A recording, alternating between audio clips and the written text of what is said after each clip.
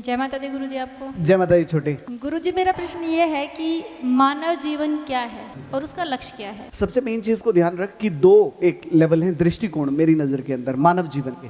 ये मेरे अपने लेवल के हैं, मैंने कोई किसी शास्त्र को पढ़ के नहीं बोलता ना मैं कुछ है, क्योंकि मैं वैदिक और कलयुग दोनों को मिला लेता हूँ, उसके बाद बात करता हूँ। मेरी नज़र में दो दृष्टिकोण हैं। एक है आध्यात्मिक दृष्टिकोण। आध्यात्मिक दृष्टिकोण के अंदर अगर मैं देखता हूँ मानव जीवन को कि मेरे लक्ष्य क्या हैं और मैं क्या हूँ, क्या बनना चाहता हूँ, तो मेरे यहाँ पर क्या आता है कि मानव जीवन का उद्देश्य आत्मज्ञान और मोक्ष प्राप्त करना है। केवल इतना उद्देश्य है मानव जीवन का, और हर किसी का लक्ष्य यही है। हम सिर्फ भटके हुए हैं। यह है हमारा आध्यात्मिक दृष्टिकोण। सबके सब यही चाहते हैं। कोई नरक जाना चाहता है? कोई नहीं चाहता।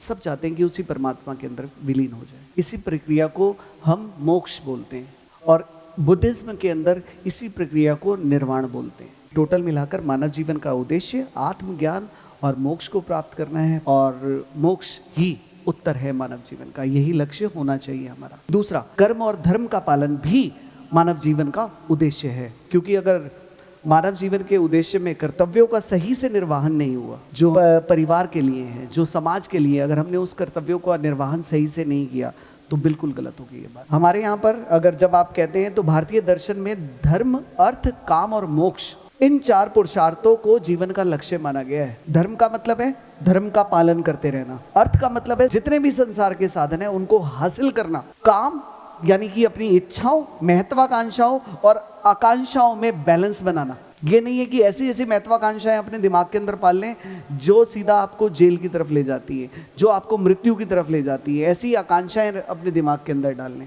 एंड के अंदर आता है मोक्ष।